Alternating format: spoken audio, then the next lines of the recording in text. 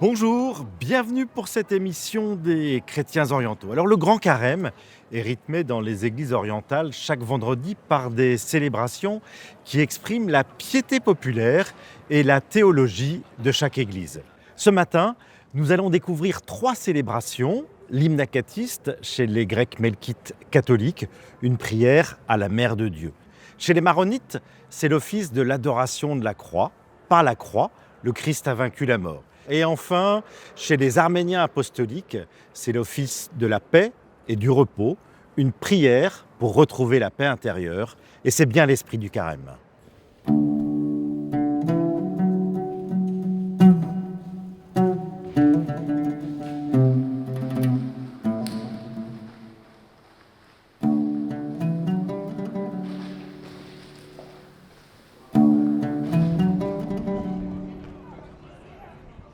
Les vendredis de Carême, l'Église grecque melkite catholique célèbre l'hymne acatiste.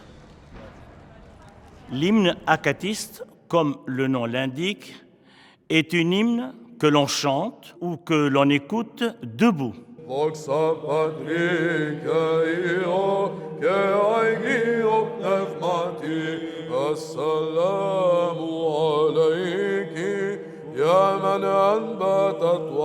C'est un signe de révérence à l'égard de la Vierge Marie, à qui on adresse des salutations et des éloges, et c'est aussi, pour une raison historique, en 626, une flotte très importante a assiégé la ville de Constantinople. Sous la conduite de leur patriarche Serge, les habitants de Constantinople sont montés sur les murailles et ont chanté cet hymne acatiste. Le Seigneur leur a accordé de voir lever le siège. Depuis le 7e siècle, c'est une prière ininterrompue. Il est vraiment juste de vous proclamer bienheureuse, ô Théotokos, toujours bienheureuse, toute immaculée et mère de notre Dieu.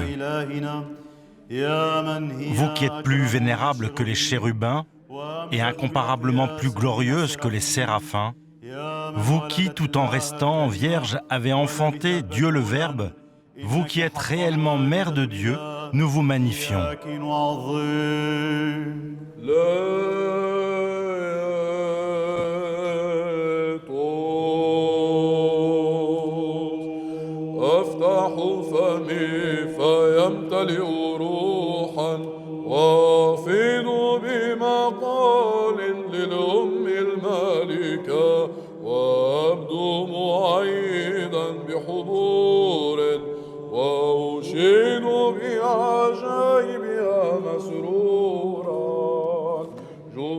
Le lien entre cette prière et le carême n'est pas un lien direct. Le premier lien est avec la fête de l'Annonciation, qui tombe le 25 mars et qui est toujours pendant le carême. La Vierge Marie nous donne de sa joie, de la plénitude de sa joie. Ainsi, le carême devient un carême plus joyeux. Salut aux maîtresses qui avez mis réellement au monde le législateur qui gratuitement a effacé les péchés de tous. Salut abîme insondable et élévation indicible qui n'a pas connu de mariage et par qui nous avons été divinisés. Maintenant et à jamais et dans les siècles des siècles. Amen. La Vierge Marie nous guide vers Jésus. Sa main est tendue vers Jésus. Cette icône nous indique qu'il n'y a qu'un chemin pour le bonheur et pour le salut, c'est Jésus-Christ. Et cette icône vient de Grèce, elle date du XVIIe siècle. Nous la vénérons parce qu'elle nous dit quelque chose du mystère de la Vierge Marie.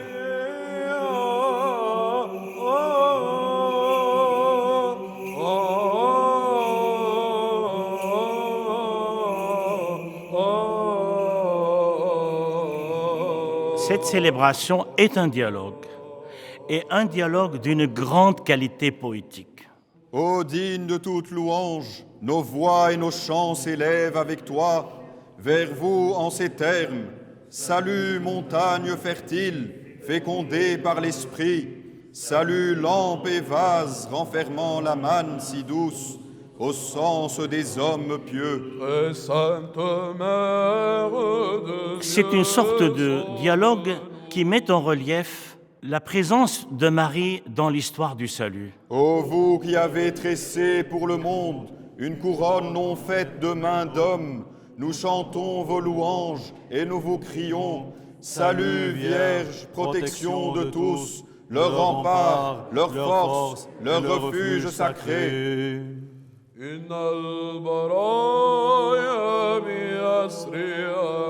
Et c'est un dialogue de réjouissance réciproque entre la chorale, le prêtre, et l'assemblée des fidèles. Le prêtre quitte l'icône pour encenser les fidèles et les icônes qui se trouvent dans l'église. Pourquoi? Parce que c'est un signe de notre participation à la divinité du Christ.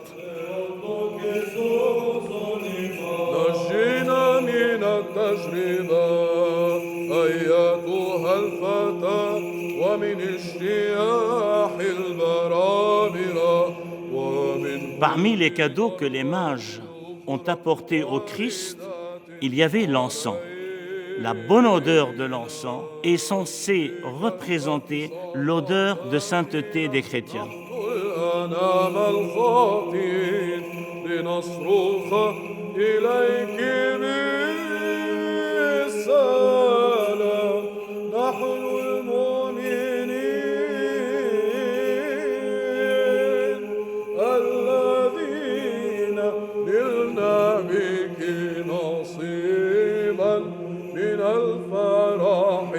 La célébration de l'Acatiste est très populaire dans l'Orient et dans les pays de la diaspora, pour les orientaux.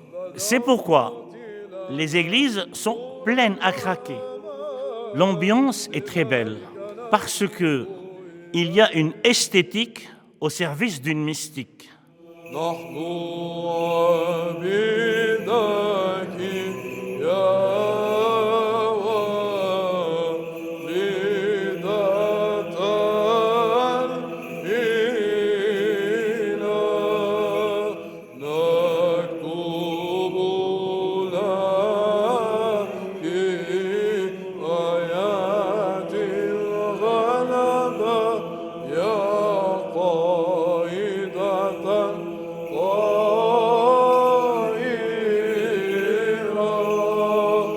Les stances de l'Acatiste nous précisent qui est ce chef des armées. Et ils nous disent que la Vierge Marie nous aide à triompher des ennemis par sa tendresse. C'est un chant qui est devenu le chant à travers lequel les chrétiens, dans leurs épreuves, s'adressent à la Vierge Marie pour qu'elle leur porte secours. Réjouissez-vous, vous qui dépassez la connaissance des sages. Réjouissez-vous, vous qui éclairez l'intelligence des croyants. Réjouissez-vous, épouse sans époux. L'acclamation « Réjouis-toi, épouse inépousée » signifie que la Vierge Marie a conçu Jésus de par l'action de l'Esprit Saint. La première stance chante cette annonciation et d'une manière si belle que l'on peut la comparer aux plus belles fresques de l'Annonciation. Quand j'assiste à cette célébration, depuis tout enfant, je suis dans l'émerveillement. Et d'ailleurs, le mot « émerveillement » est un des mots thèmes de l'Acatiste, parce que cet hymne acatiste nous invite à nous émerveiller devant ce que fait le Seigneur pour nous.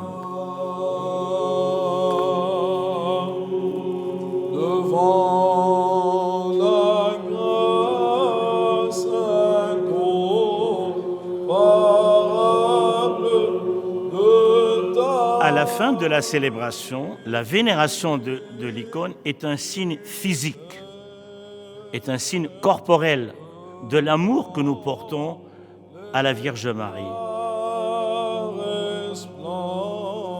Il y a des personnes qui ne viennent que rarement à l'église, mais ils viennent participer à cet hymne acatiste parce qu'elle leur dit quelque chose, pas seulement à leur raison, mais à tout leur être, à leur corps et à leur âme.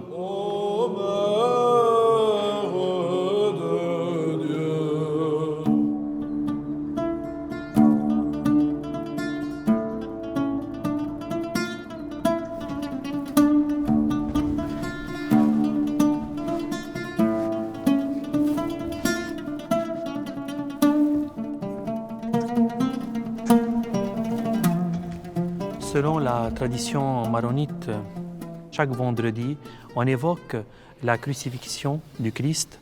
On se prosterne devant la croix afin que nous puissions cheminer avec le Christ crucifié pour arriver enfin à la gloire de la résurrection.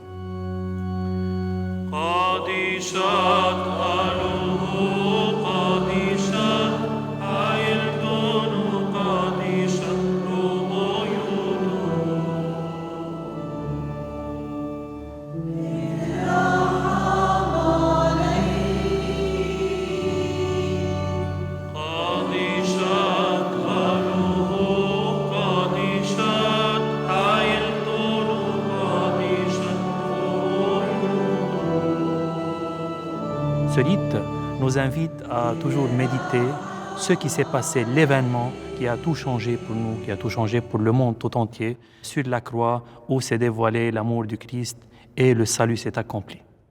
تباركت أيها الصليب المقدس خشبة الحياة هادم الضلال وواهب العالم الخلاص أنت راية الظفر في المعركة بك صنعت الآيات العجيبة إنك مبطل الذبائح ومتمم الأسرار بك يأتينا السلام ويحل فينا الفرح بك ترتفع الكنيسة ويصان أبناؤها بك تتقدس أجسادنا وتتنقى نفوسنا بك تمحى زلاتنا ويزيد برنا بك يدرك المؤمنون الكمال بك يتسلح الأحياء بك يستريح الراقدون بك نستظل في اليوم الآخر ومعك نسير إلى منزل الحياة ونرفع المجد إلى المسيح الكلمة الذي صلب عليك وإلى أبيه المبارك وروحه الحي القدوس الآن وإلى الأبد.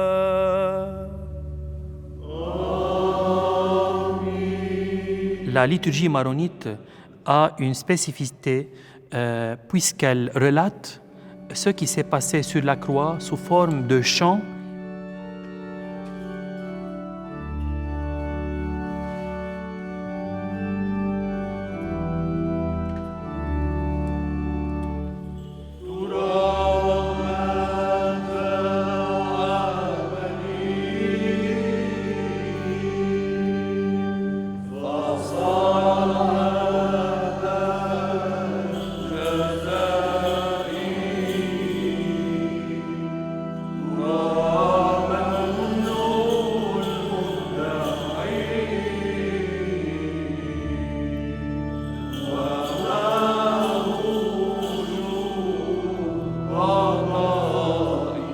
Mais ce chant se traduit en un dialogue. tout d'abord adressé de la part du Christ avec toutes les personnes qui l'ont trahi. Il se demande pourquoi vous m'avez fait ceci et moi je ne vous ai donné que de l'amour. Est-ce que c'est comme ça qu'on récompense celui qui vous a donné de l'amour? C'est un office qui nous laisse méditer sur la pénitence, sur la conversion, mais sur le cheminement ou la participation ou l'accompagnement du Christ dans ses souffrances.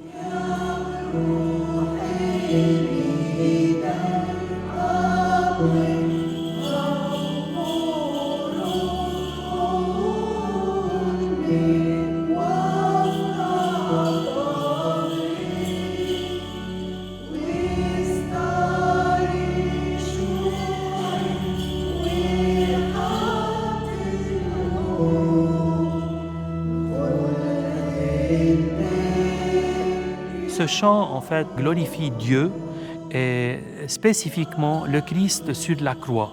Il est chanté en langue syriaque, on peut dire la langue araméenne, mais avec un autre accent, donc c'est la langue qu'a parlé le Christ. C'est notre tradition, c'est notre langue sacrée, liturgique.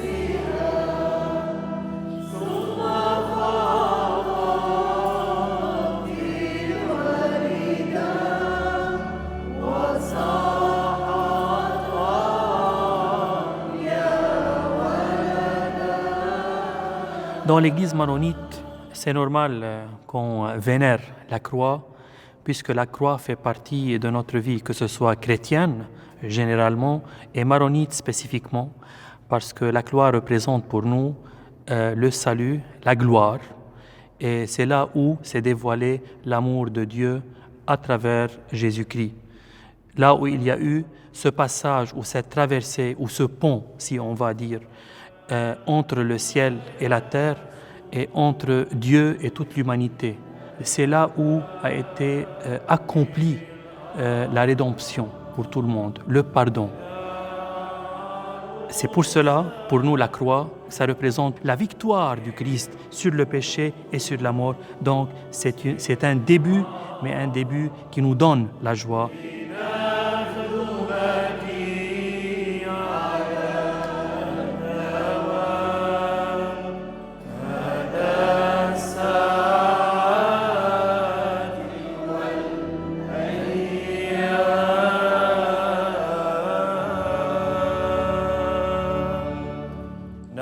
سيدنا يسوع المسيح تكون معكم دائما وذكر آلامه المقدسة وقوتها يستقران في قلوبكم ورسم صليبه الطاهر ينجيكم من جميع أعدائكم باسم الآب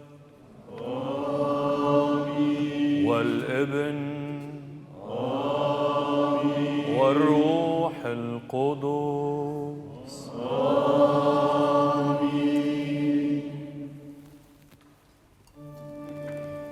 Pendant ce temps de carême, l'attitude de la Vierge Marie face à la croix de son Fils représente chaque personne humaine et passe dans l'épreuve et la souffrance pour nous inviter à accepter et ne pas fuir la croix ou la souffrance, parce qu'elle n'est pas une fin en soi. Elle est une période qui est transitoire, qui nous laisse, malgré les épreuves, malgré la souffrance, mais ressentir après la joie et la résurrection. Donc ce n'est pas la mort qui a son dernier mot, mais c'est plutôt la résurrection du Christ. C'est une autre invitation aussi pour chaque personne à soutenir toutes les personnes qui sont dans la souffrance ou qui passent dans des épreuves, mais aussi à constituer cette unité de compassion et de soutien communautaire.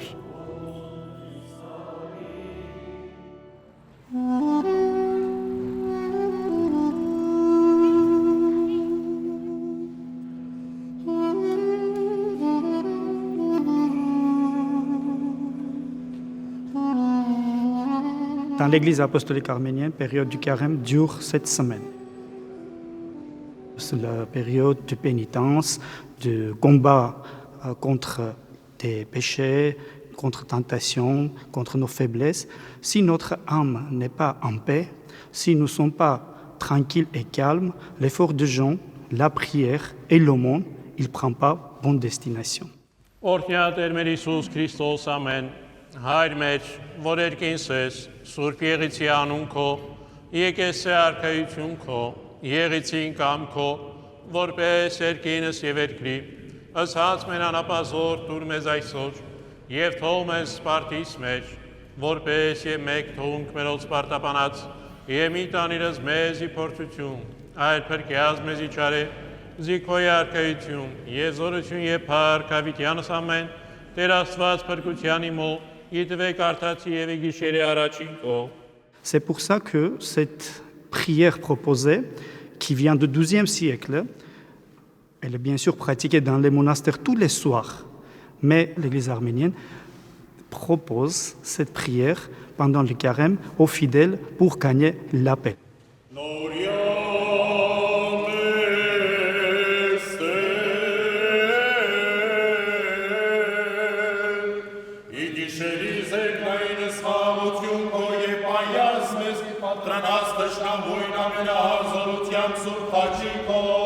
Le diocèse de l'Église apostolique arménienne a une tradition très agréable que tous les prêtres et les représentants des paroisses de l'Église apostolique arménienne de toute France sont là pour prier ensemble avec les citoyens de Lyon et des alentours.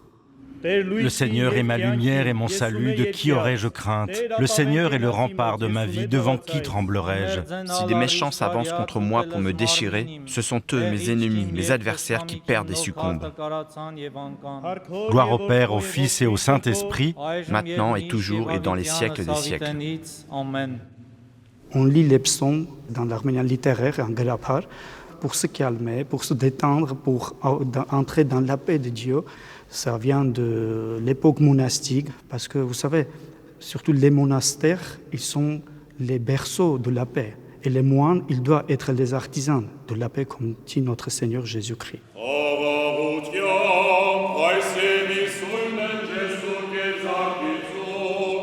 Les fidèles, ils prient à Dieu en demandant que voici mon Dieu, on est arrivé au terme de la journée. On te loue, on te glorifie et délivre-nous des pensées extravagantes, donne-nous la paix.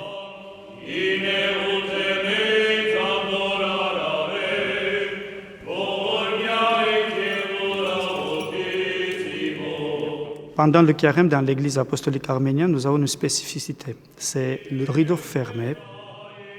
L'autel est le symbole du royaume des cieux.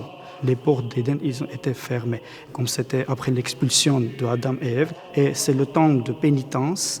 Heureusement, le rideau va s'ouvrir le jour des rameaux, parce que symboliquement, le jour quand Jésus il entre à Jérusalem, il entre aussi à l'Église, il entre aussi dans notre vie pour commencer le passage vers la Semaine Sainte.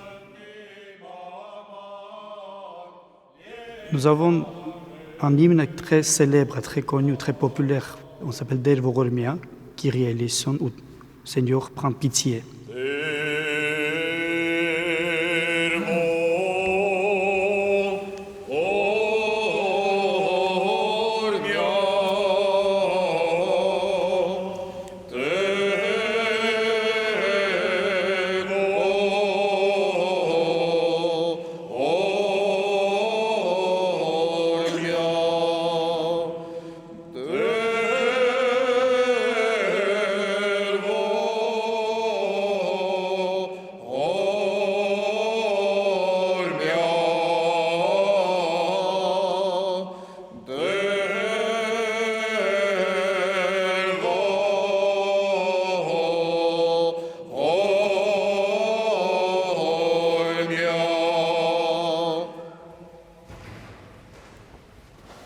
Les fidèles, en chantant, ils demandent à Sainte Trinité pour donner encore la paix à tout le monde et au monde. La guérison pour les malades, guérison spirituelle et guérison bien sûr corporelle, physique. Et aussi pour prier pour l'union et l'amour entre les chrétiens.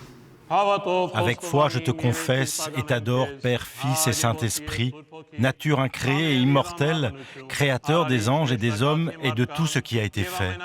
Aie pitié de tes créatures et de moi, si grand pécheur.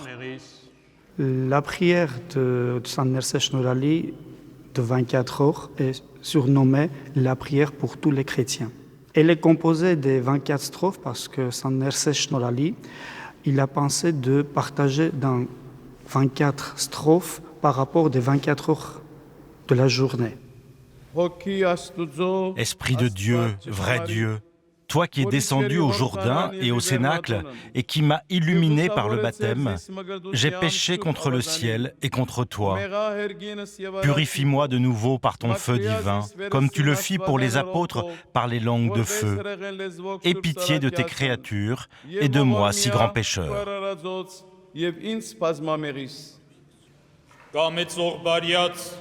Toi qui le veux bien, Seigneur, qui nous exauce, ne permets pas que je suive le chemin de ma volonté, mais guide-moi pour que toujours je demeure sous ta bienveillante volonté. Aie pitié de tes créatures et de moi, si grand pécheur. Ô Roi céleste, donne-moi ton royaume que tu as promis à tes bien-aimés. Fortifie mon cœur, qu'il haïsse le péché pour n'aimer que toi seul et accomplir ta volonté. Aie pitié de tes créatures et de moi, si grand pécheur.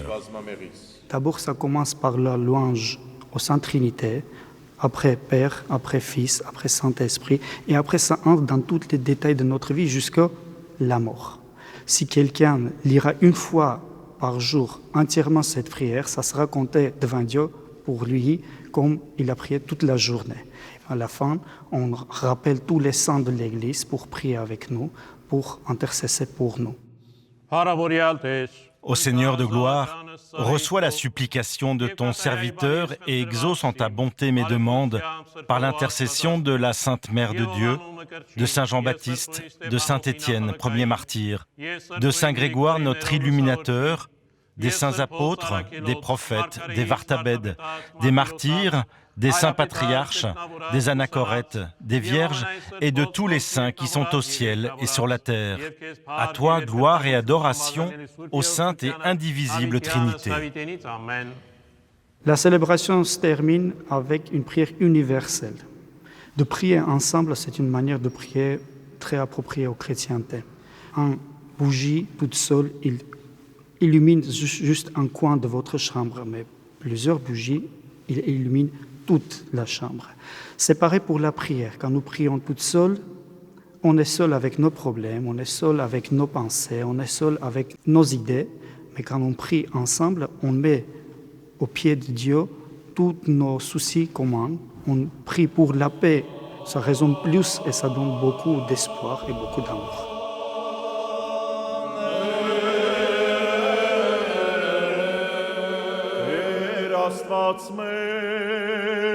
Տորս քո խաղություն ամենայն աշխարհին բարձր ասումն եւս պատու հասնի հարարածոց